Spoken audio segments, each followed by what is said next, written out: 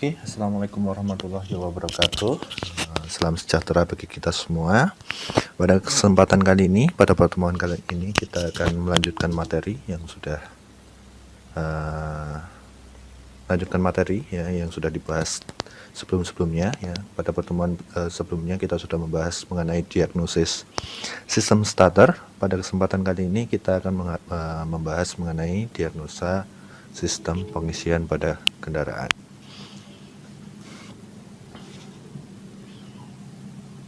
Oke, untuk mempersingkat waktu, mungkin langsung saja ya. Tujuan dari pembelajaran hari ini adalah siswa dapat melakukan atau melaksanakan diagnosa mengenai berbagai kerusakan yang ada pada sistem pengisian. Kemudian yang kedua, siswa dapat melaksanakan perbaikan berbagai kerusakan yang terjadi pada sistem pengisian.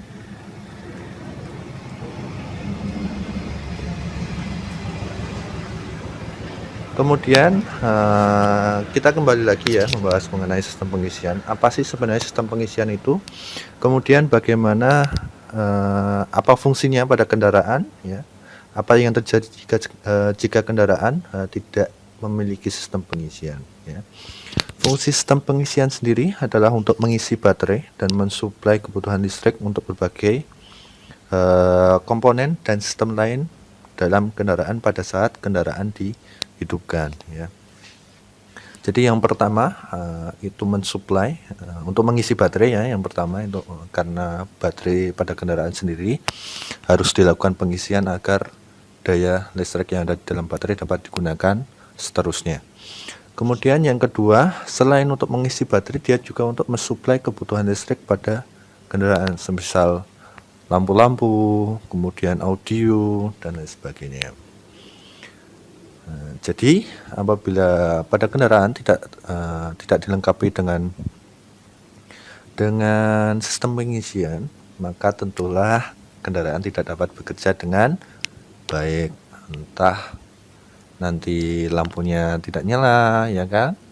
Kemudian sistem pengapian yang juga membutuhkan arus listrik juga lama kelamaan arus listrik yang di dalam aki juga akan habis sehingga tidak ada suplai pada sistem pengapian sehingga kendaraan susah dihidupkan. Kemudian syarat sistem pengisian yang baik itu bagaimana sih sebenarnya? Ya kan? Kalau kita mampu mendiagnosa ya kerusakan atau menilai ada kerusakan pada sistem pengisian, tentunya kita punya standar sendiri ya, punya standar sistem pengisian yang baik itu bagaimana? Yang pertama itu mampu mensuplai semua kebutuhan beban kelistrikan ya. Jadi semua beban kelistrikan yang ada pada kendaraan itu dapat tersuplai sehingga dapat bekerja sebagaimana mestinya, semisal central lock ya. Kemudian alarm, lampu, AC ya, dan lain sebagainya. Kemudian yang kedua, mampu mengisi baterai sesuai kebutuhan. Artinya ketika putaran rendah tentunya baterai akan terisi. Kemudian pada putaran tinggi sistem pengisian untuk sebagai keamanan atau dari overcharge, maka sistem pengisian akan memutus arus listrik yang digunakan untuk mengisi baterai. Kemudian yang ketiga, dapat bekerja pada saat mesin idle ya. Jadi sistem pengisian itu mulai dari mesin bekerja saat idling atau stasioner ya, sampai nanti putaran tinggi. Putaran tinggi nanti sistem pengisian akan mematikan secara otomatis. Kemudian yang keempat, tegangannya stabil ya. Sistem pengisian pada kendaraan atau baterai itu membutuhkan sekitar 12 sampai 14 volt. 14,6 volt. Jadi di atasnya otomatis sistem pengisian akan memutus aliran listrik. Kemudian yang kelima, efisiensi daya dan rasio berat ya. Nah, ini untuk beberapa kendaraan itu sangat penting karena apabila beratnya alternator itu melebihi dari mesin kendaraan, tentunya akan membebani kendaraan itu sendiri. Kemudian yang keenam ya, itu rendah dalam perawatan ya. Artinya ekonomis, tidak mudah rusak dan lain sebagainya. Kemudian yang ketujuh, yang terakhir itu memberikan indikasi ketika terjadinya kerusakan ya. Jadi nanti kalau ada kerusakan pada sistem pengisian, itu nanti ada indikator yang dapat memberitahu kita bahwa sistem pengisian itu sedang terjadi kerusakan. Kemudian basic troubleshooting ya. Pada sistem pengisian sendiri ada beberapa komponen. Yang pertama ada baterai ya. Standar ya pada sistem kelistrikan manapun, baik starter ya, penerangan dan lain sebagainya. Itu ada baterai, kemudian ada fuse atau sekring ya. Kemudian ada kunci kontak, alternator, regulator, dan lampu CHG dan kabel penghubung. Ya. Baterai atau AJO. Fungsinya untuk apa sih sebenarnya baterai itu? Itu untuk mensuplai energi listrik. Namun karena kapasitas baterai sendiri terbatas, maka dia perlu dilakukan pengisian ulang agar kapasitas baterai dapat kembali maksimal.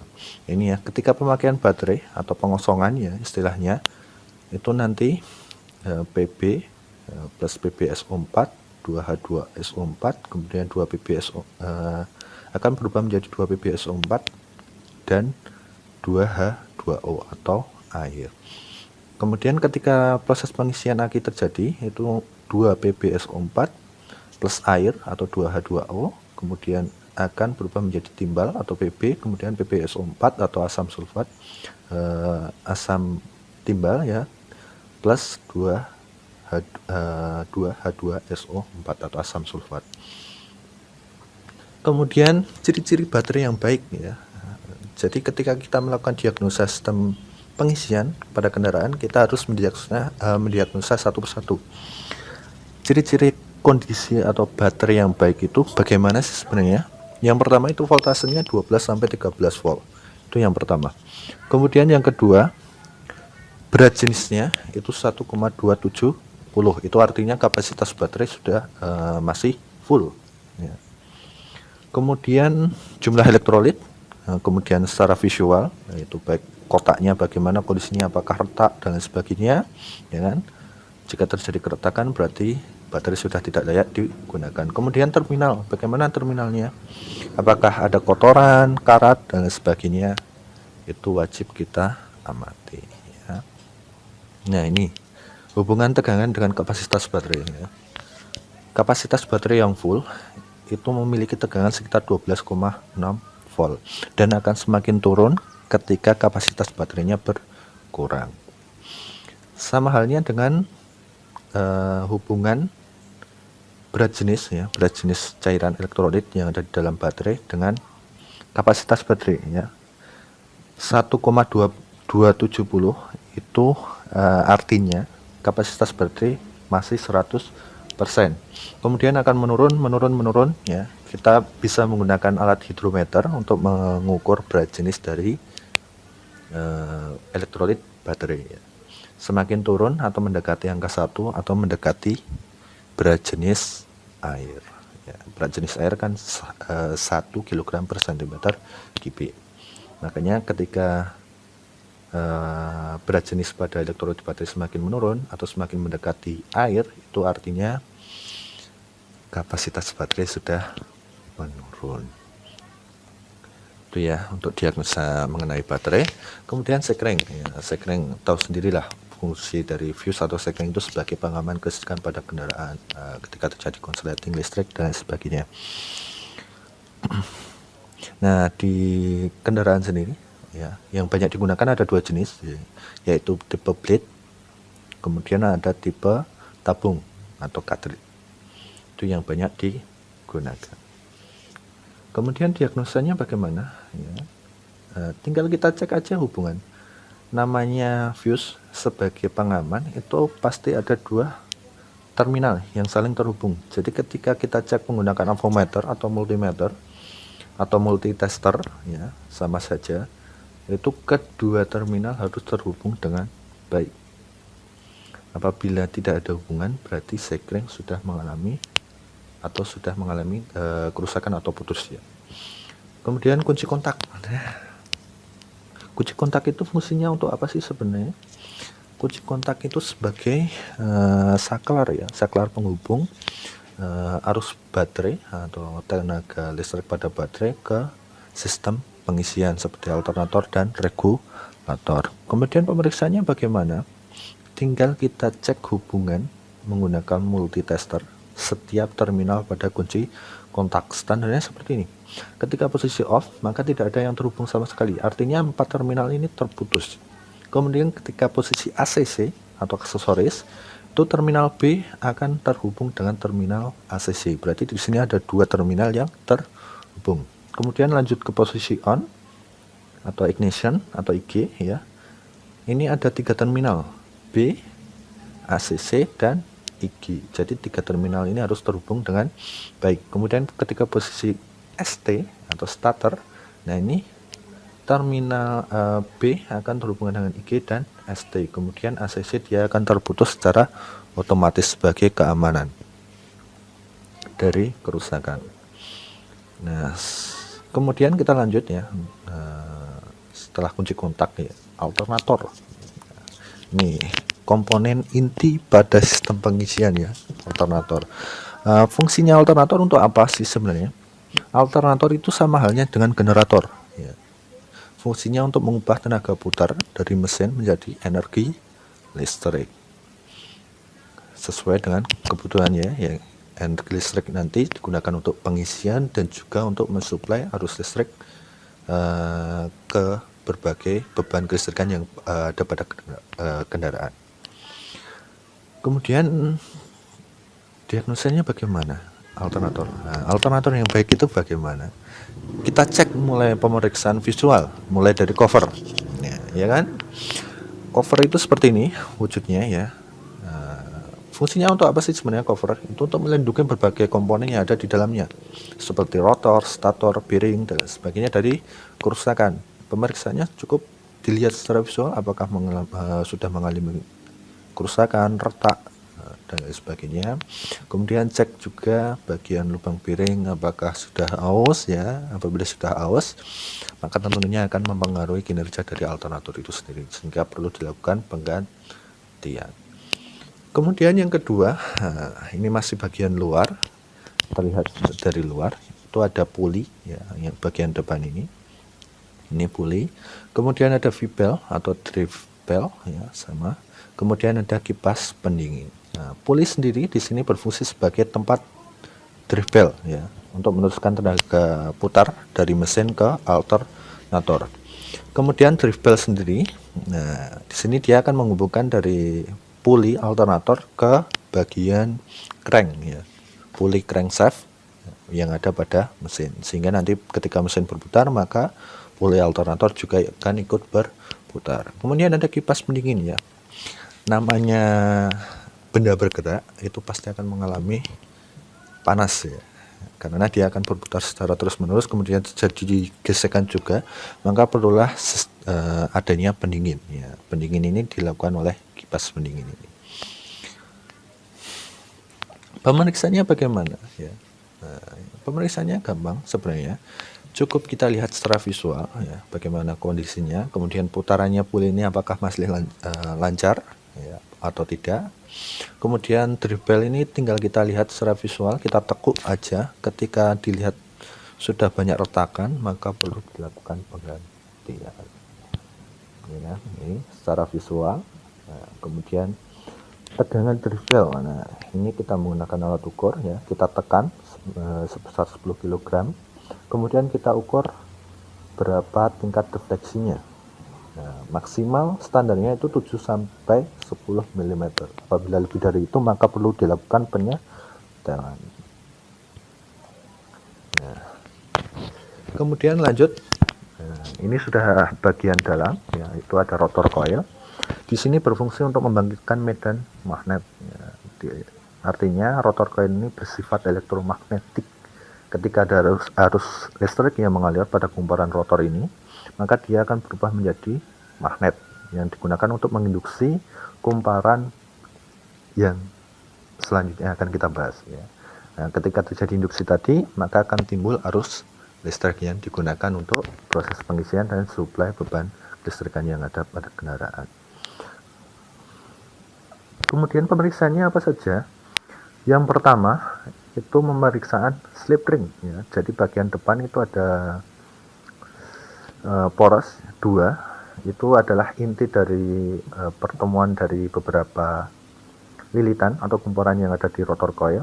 Jadi ketika yang pertama adalah pengecekan open circuit, apakah kumparan di sini ada yang putus atau tidak. Nah, yaitu dengan menggunakan multi tester. Cukup hubungkan kedua slip ring apakah terhubung atau tidak. Apabila terhubung, maka tidak terjadi open circuit atau artinya masih baik. Kemudian pemeriksaan hubungan dengan massa ya. Nah, apabila salah satu dari kumparan itu terhubung dengan massa,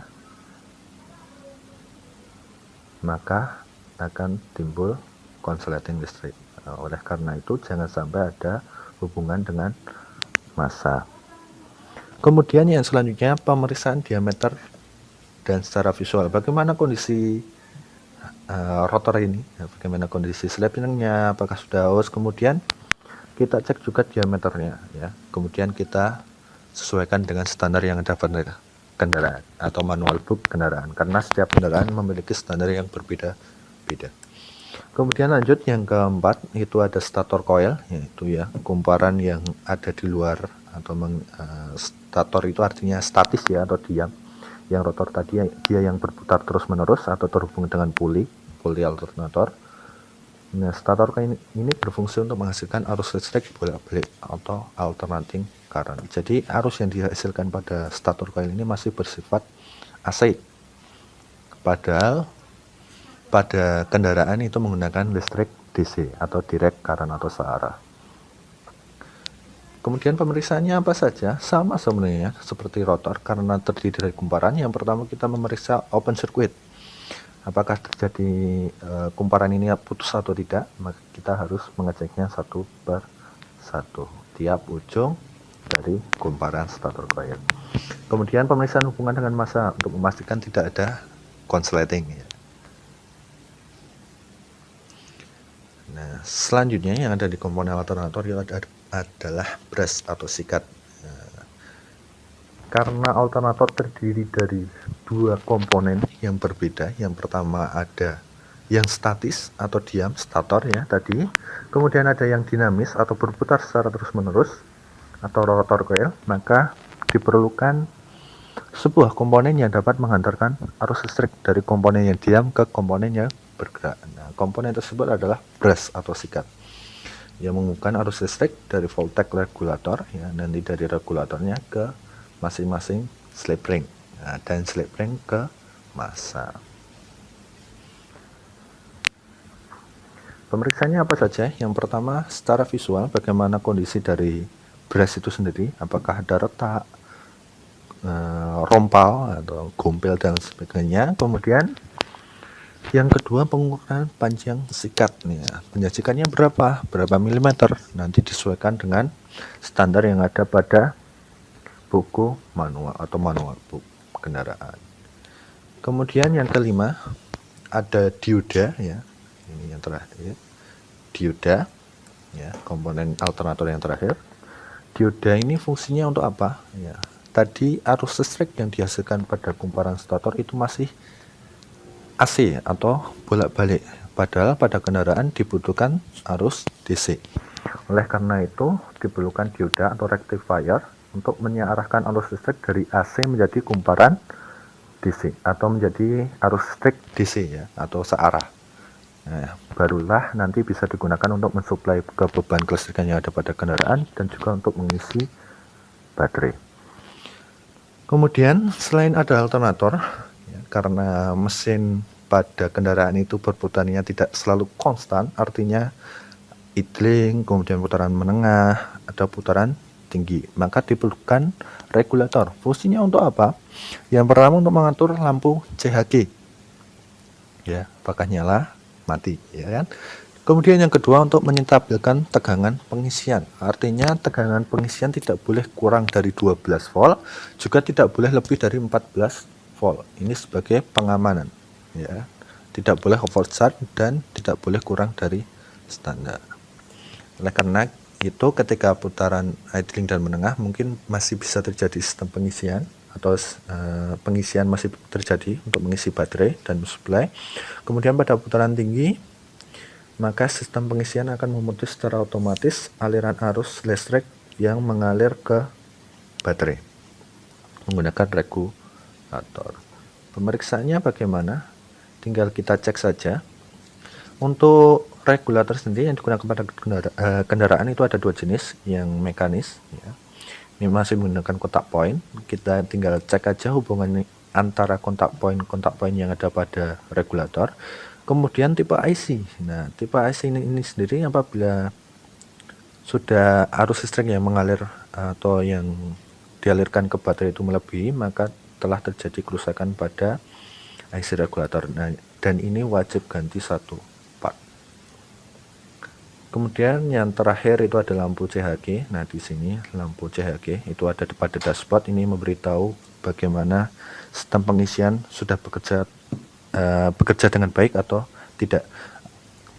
Kondisi normalnya ketika kunci kontak on, dia akan menyala, kemudian ketika mesin dihidupkan, maka dia akan otomatis mati. Apabila terjadi kerusakan, maka perlu dicek saluran yang menuju ke sistem lampu CHG, apakah ada yang putus, kemudian regulatornya bagaimana, karena regulator dan lampu CHG itu menjadi satu sistem. Nah, mungkin itu saja yang bisa saya sampaikan untuk pertemuan kali ini. Kemudian untuk penugasan bisa adik-adik semuanya ya, siswa-siswa semuanya bisa lihat di LMS atau JP Class yang sudah saya berikan. Kemudian silahkan dikerjakan dan dikumpulkan sesuai dengan batas waktu yang sudah ditentukan. Mungkin itu saja yang dapat saya sampaikan. Terima kasih untuk pertemuan kali ini. Wassalamualaikum warahmatullahi wabarakatuh.